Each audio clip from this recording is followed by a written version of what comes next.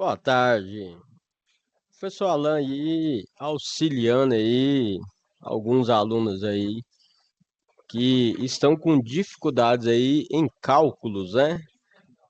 Aí voltando para a área de mecânica, eletromecânica, nós temos uma atividade bastante interessante que é envolvida na indústria também, certo? Falando aí do chão de fábrica, né? Essa é uma atividade bastante interessante para você aí que trabalha na área de mecânica e eletromecânica. Vamos lá então. Seria o cálculo de dilatação linear e folga de rolamentos. Pessoal, isso constantemente utilizamos aí na indústria, certo? Falando aí tecnicamente para vocês. Então, você imagina que lá na fábrica lá, nós temos um equipamento chamado redutor, certo? Aí esse redutor lá, ele é um redutor, só que é um redutor de grande potência, certo? Esse redutor, você pensa que ele vai estar fazendo a transmissão aí de velocidade pelo motor de 250 CV, né? Que é, nós chamamos, na fábrica nós chamamos de tração de matéria-prima. Aí o que que ocorre?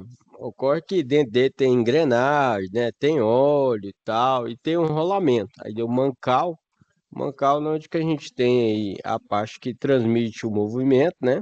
Certo? Que tem um rolamento, ok? Aí você imagina a seguinte situação. Vocês estão de férias, né? Estão de férias. É uma equipe de 6 técnicos de manutenção, mecânico ou eletromecânico. Aí 3 pegaram férias, que a fábrica não pode ficar. Imagina que eu sou chefe de manutenção. Aí eu mandei 3 para as férias e deixei 3 lá. Aí o que que ocorre? Ocorre o seguinte, que infelizmente aconteceu o pessoal foi dar manutenção no redutor lá, né? Certo? E aconteceu o seguinte, você imagina que a gente tem lá 4 parafusos, né? E aí a gente já deixa a dica. Quando você for apertar os parafusos, faz o X do X-Men, entendeu? Aperta ali um parafuso, aí vai lá embaixo no X lá, ó. Aperta só um pouquinho, não aperta aquele para sair leite, não. Aperta só um pouquinho, certo? Aí depois aperta o outro lá em cima, depois aperta o outro. Você faz um X. Isso é uma técnica que a gente utiliza. Porque se você apertar só de um lado, o que que vai acontecer? A tampa levanta assim, ó. E quando você está falando de alta potência, né? Que é um motor de 250 CV, aí um redutor, né? Para essa potência é muito elevada. Aí o estrago é maior, entendeu? Aí o que que ocorre? Você imagina que essas 3 pessoas que ficaram lá apertaram os parafusos incorretamente, ou por pressa, ou, né? Apertou. Quando faz isso aí, o que que acontece? Danifica os rolamentos do redutor, né? Por quê? Porque ali tem uma velocidade e tal, e danifica esse rolamento. Vamos para outra situação. Na mecânica, né, eletromecânica, é comum a gente ter uma parte que chamamos de tratamento térmico das peças. Só o que que é esse tratamento térmico? Você pensa que a gente tem um metal, só que esse metal não tem a dureza que a gente quer. Tem que ser uma dureza mais elevada. Por exemplo, lá, né, para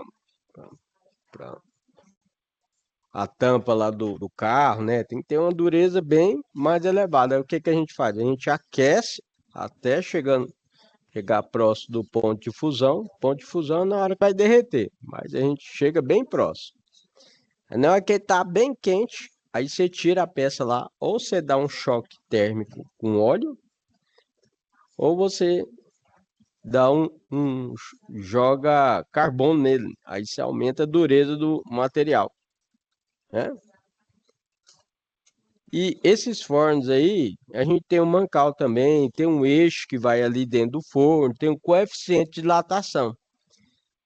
O que é esse coeficiente de dilatação? Você pensa que esse material, né, o metal, quando você aquece ele vai dilatar. Aí tem metal que vai dilatar mais e tem metal que vai dilatar menos. Ah, como que eu sei? É de acordo com o material do metal, ok? E vamos lá. Por exemplo, se você tem aí um eixo no mancal, né? Onde o comprimento ele é representado pela letra L, tá? Onde ali inicial ele tem 800 milímetros. Pessoal, mas tem como você fazer essa conversão para centímetro? Tem. Aí vocês já vão aprendendo. Se você quer fazer uma conversão de milímetro para centímetro, só cortar o zero ali, ó. Então, 800 milímetros, ele vai para 80 centímetros. Então, o comprimento inicial aí do eixo no mancal é de 80 centímetros ou 800 milímetros. A temperatura, vamos dizer que a temperatura inicial desse forno, né? E quando ele está desligado, é aquela temperatura ambiente. Aqui, vamos jogar para o estado de Goiás, aproximadamente 25 graus, ok? Né? Em outros estados é maior, tá, pessoal?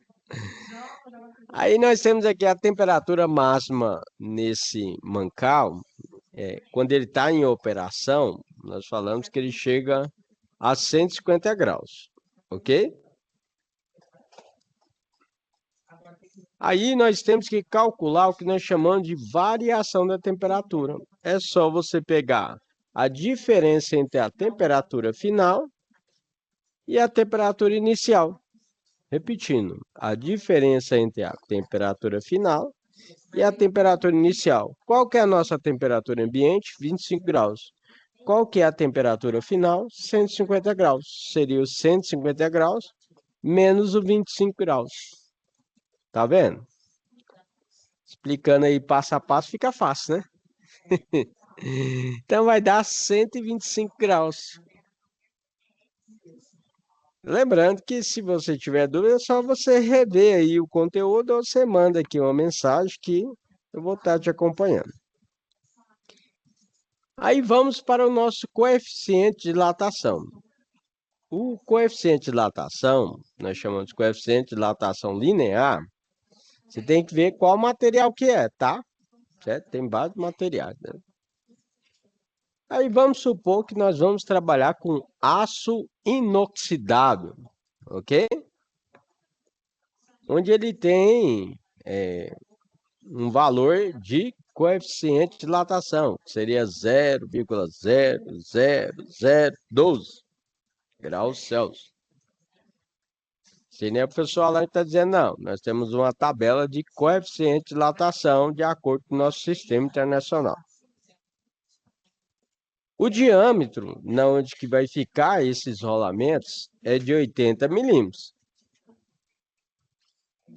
A folga radial padrão do rolamento é de 0,050 milímetros. A folga medida entre a tampa e a face do rolamento, né, aquela parte de cima lá do rolamento, é de 1,5 milímetros quadrados. Milímetros, né, quer dizer.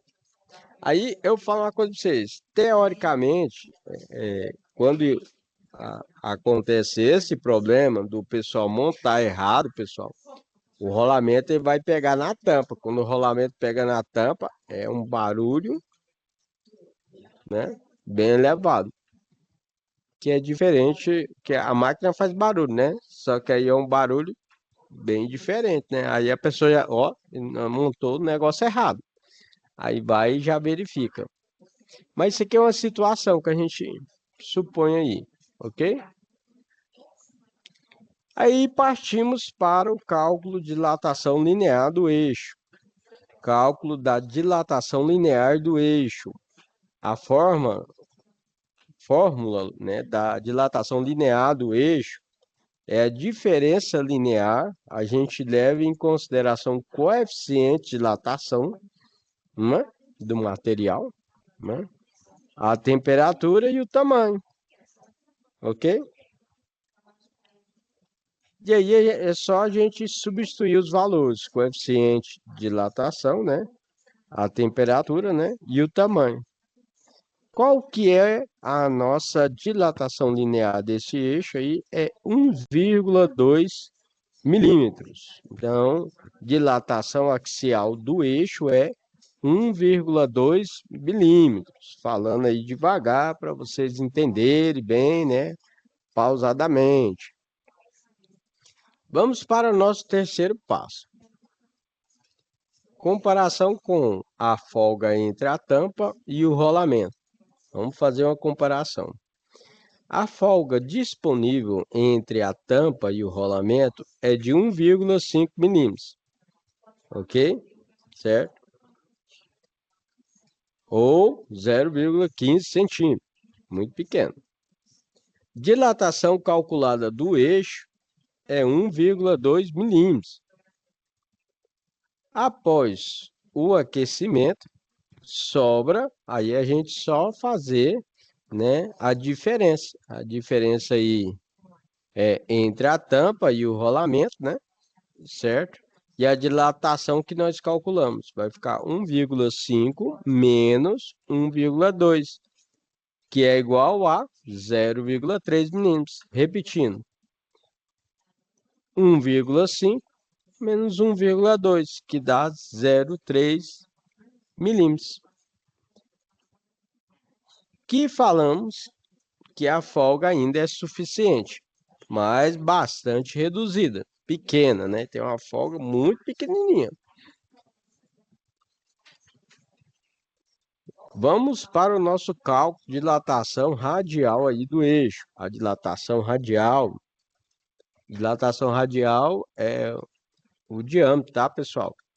Né? Ok? É a parte lá do furo.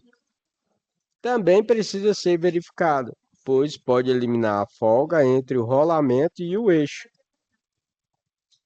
Pegando aí a nossa fórmula, vamos fazer a verificação do coeficiente de dilatação, mais o tamanho e a temperatura lá. A nossa diferença da temperatura, né? Que deu 125 graus. Calculando, vai dar 0,12 milímetros. Então, repetindo, nós pegamos aí o coeficiente de dilatação vezes a parte do tamanho, vezes a diferença aí de temperatura. Nossa diferença de temperatura deu 125 graus. O valor vai dar 0,12 milímetros. No nosso quinto passo, vamos fazer uma comparação com a folga radial do rolamento. A folga radial do rolamento é de 0,05 milímetros. A dilatação que nós calculamos é 0,12 milímetros. Nós dizemos, então, que a folga desaparece e ocorre o que nós chamamos de interferência, forçando os elementos rolantes contra as pistas, causa de desgaste prematuro. No nosso sexto passo aqui, ó, tá vendo? Eu coloquei tudo dividido, tudo passo a passo, né? Vamos fazer uma determinação da temperatura máxima para não perder essa folga radial, ok? Para que a dilatação radial não elimine a folga, deve-se ter, né, certo? Esse detalhe, vamos utilizar aí o nosso coeficiente de dilatação, mais o tamanho, mas a diferença de temperatura, aí a gente coloca que é menor ou igual, né, a 0,05. Calculando aí, vai dar 0,00096 vezes a nossa diferença de temperatura menor ou igual a 0,05. No final, para a gente calcular aí a nossa temperatura máxima, seria a temperatura inicial mais a diferença de temperatura, né? Que vai dar aproximadamente, né, um valor de 77,1 graus Celsius. O eixo e os rolamentos só poderiam trabalhar até 70 graus Celsius, né, que é os 77 graus, sem perda de folga. Mas na prática a temperatura chega a 150 graus, bem acima do nosso limite, ok? Então poderia chegar a 70 graus, 77 graus Celsius. E ele está trabalhando a 150 graus.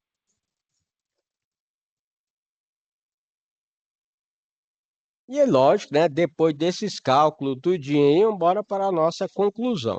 E vamos fazer uma recomendação, né? Causa do problema: a dilatação térmica excessiva do eixo em temperatura acima de 77 graus elimina a folga radial do rolamento, causando interferência mecânica. Isso aí pode danificar aí, né, o conjunto todo. A hipótese de troca das tampas dos bancais também pode ter agravado o problema, reduzindo aí ainda mais a folga axial. Ações recomendadas. Vamos recomendar, não só falar, ó, o problema é isso aqui, pronto. Não. Vamos reavaliar aí. Isso é uma sugestão, né? Vamos reavaliar o sistema de refrigeração do mancal e o eixo para manter a temperatura abaixo de 80 graus. Utilizar rolamentos especiais de alta folga interna, né, para suportar dilatações maiores. Confirmar o correto posicionamento das tampas dos bancais durante as manutenções, foi o que eu falei para vocês. 4 parafusos, aí o cara pega e aperta 2 parafusos de um lado, a tampa faz o quê? É dar uma levantada. Na hora que ele vai apertar os outros parafusos, pode chegar até rachar. E estudar a possibilidade de materiais com menor coeficiente de dilatação para o eixo e implementar um procedimento de monitoramento de temperatura durante a operação. Quando vai realizar a manutenção desses bancais, que você tem que verificar aí a questão de retirar a tampa, né? Diz parafusos, 4 parafusos lá e tira a tampa. Pessoal, por exemplo, eu lá, quando eu fazia isso aí, ó, pra você ter ideia, eu marcava até os parafusos. Eu pegava ali uma canetinha, um pincelzinho, sabe? E eu marcava ali até os parafusos. Por quê? Porque o parafuso certinho no local que tava, ele encaixa certinho. Porque às vezes você vai pegar aquele parafuso que estava naquele local, você vai colocar no outro lugar, ele já começa a encrespar. E toda vez que você tirar os parafusos, como a gente é da área mecânica, não custa nada você pegar também o Atilube lá e bater lá nos parafusos lá que ajuda, né? Ele tá apertando ali de uma forma mais tranquila, né? Mais correta, ok? Ou inclusive, eu tava na mecânica, na fábrica, rapaz, eu vi uma ferramenta top demais, hein? Ferramenta importada. Você pensa que a gente tem a chave normal, né? A gente pega e desaperta o parafuso. Agora você pensa que o parafuso tá travado, que é o cara foi lá e colocou o trava-rosca. Essa ferramenta você encaixa ali, sabe? Por exemplo, no 13 mm, você encaixou ela. Aí você segura ali no meio da ferramenta lá, você bate lá com o martelo ou a marreta. Na hora que você bate, o que que ela faz? Ela pega e gira. Gira ao contrário, entendeu? No caso nosso, para a esquerda, né? Naquela, você dá aquela batidinha, aí destrava o parafuso. Falei, nossa, que ferramenta doida essa aí. Boa demais da conta, viu? Na hora que o parafuso tá travado, né? Porque às vezes quando ele tá travado, se você não souber, você vai quebrar a cabeça do parafuso e Aí é um trabalho danado que tem que pegar a furadeira, furar, pegar o macho, arrancar esse parafuso, né? Meter lá, abrir a rosca novamente, dá um trabalho danado, entendeu? Ferramenta legal tem. Então essa aí é a nossa conclusão e recomendação aí do professor Alain referente ao coeficiente, ao cálculo de coeficiente de dilatação. Ou seja, tem muitas pessoas que complica demais. Então, às vezes é um mais um é 2. Ah, não. Um é igual a x, que é elevado ao quadrado, que utiliza mais o coeficiente do A, mais o B, mais... Não, aqui é direto, entendeu? Se tiver dúvida, só perguntar para o professor Alan que eu explico o cálculo novamente para você, bem detalhado.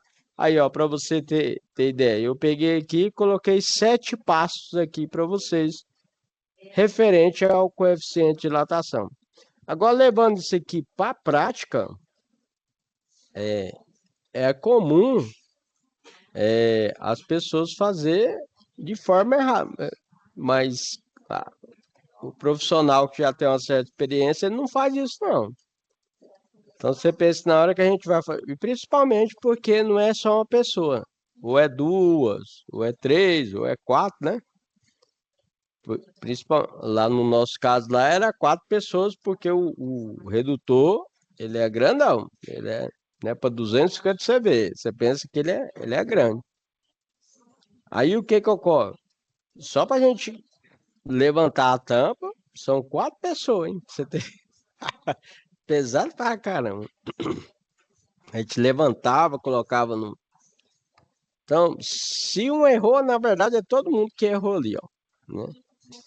Mas aí o mecânico, eletromecânico já tem essa manha.